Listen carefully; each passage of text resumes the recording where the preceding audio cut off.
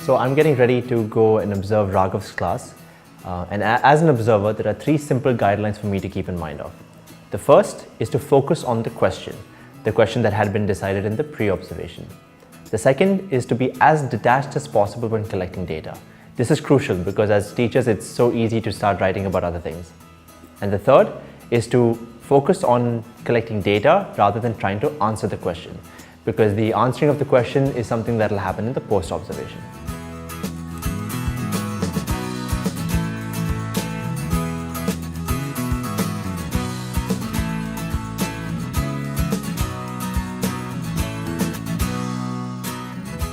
I was mindful of sharing specific feedback and data points with Raghav without being judgmental. This gave him an opportunity to reflect on the feedback for further actions. Hi Raghav. Hi Raghav, how are you? I'm good. So I had a chance to go through your observation and I really did like your class. Thank you. So just to go through the protocol a little bit, I'll start off by just sharing the raw data. Okay. And then maybe we can have a little bit of a discussion on that and then talk about ways to maybe move forward. Okay, perfect. So to start off, your focus question was, what is my balance between lower cognitive and higher cognitive questions? Correct? That's right, yes. So now let's go through the number of questions that you had asked in terms of the lower cognitive and higher cognitive questions. Perfect. Based on my observation at least, there were no higher cognitive questions. Oh, none? Yeah. Really? In your observation, I wrote down that you asked a total of 17 questions, of which 15 of them were considered as lower order questions, which most of them being yes or no. So I'm going through it again, but most of the questions you asked referred to recalling or identifying terminology. Because you were doing data analysis, right? And you were Correct. talking about quartiles. Yeah. So a lot of the questions, and I'll just go through some of them right now, was what is the formula of Q2, for example, right? Which was also interesting because when you asked this question, which is a lower cognitive question, a couple of the students had raised their hands, but you ended up answering it Oh, wow. for yourself. So you asked the question and you answered it. I didn't even realize I did that. And after you finished the 3 definitions, you said, okay, you all have the definition, so you all have the understanding, which is interesting because only like 2 students, so you had a very small percentage of the class that actually remembered the definition enough to raise their hand. So, clearly the class probably still needs a little more scaffolding to the content. So that's something that happened. Which of these 2 data sets have a higher interquartile range? This was one question that you asked, which probably probed them a little more.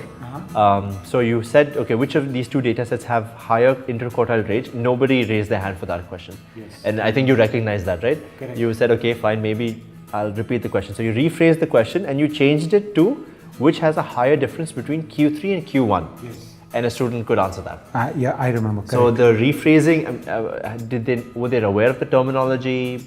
That's something maybe to consider. What is the formula for range?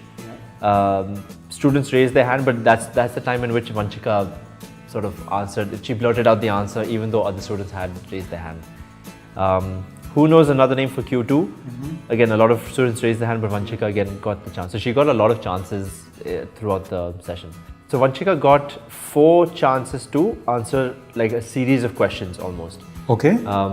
So maybe what can, I was reading, since you asked me to look at questioning, I was reading some research on questioning, and the research suggests that you are more likely to identify people who are closer than you.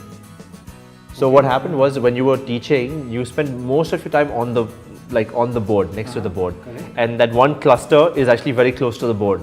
So I guess it was natural for you to just keep on referring to the same student again and again. Yes. So walking around is always maybe a nice strategy. Wow, I didn't realize that. For the questioning part at least.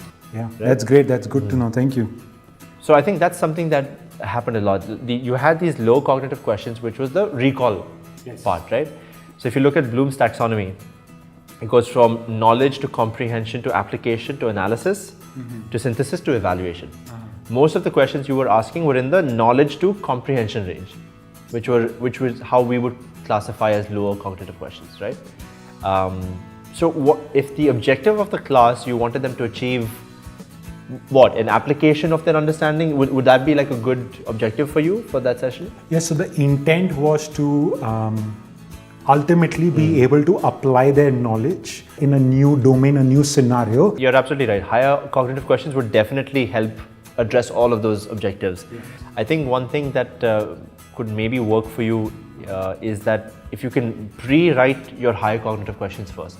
Okay. So when that's you're doing interesting. so when you're doing your planning, for example, if you can write your 3 high cognitive questions that you know for sure you want to ask in your sessions. Whilst this wasn't part of the focus question, I did notice that you had your back towards a certain group of students, which also meant you didn't get the opportunity to ask them any questions. There were some internal conversations that were happening, but you know what I noticed though was that the same group of people were continuing the internal conversations, and that was the group on the leftmost side. So when you're on the board, it's facing your back basically. Okay, so maybe, wow. Yeah. I didn't realize that. It's almost like a blind spot for me. I didn't realize that one group of students were not even visible to me. Yeah. So let me make a note of that. Sure. You know, Rag, firstly, thank you so much. This is absolutely brilliant. Throughout the week as well, as I'm taking my classes, you know, it would be great if you can just randomly pop in as a cold call and just kind of observe the session. So that's something, if you can do, I will really appreciate. Absolutely. And this has been awesome. Yeah, I'll definitely come for that. Perfect. Thank you so much. Thank you. So I just finished a fantastic post-observation feedback meeting with Rag. It was great because he told me about some of the patterns that I brought into the class that I was not even aware of.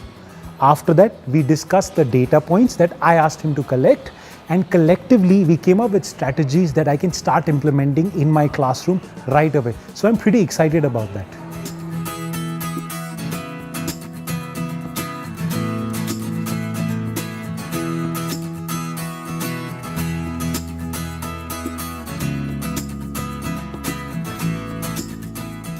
Hey Raghav, how's it going? Good, Rag, how are you?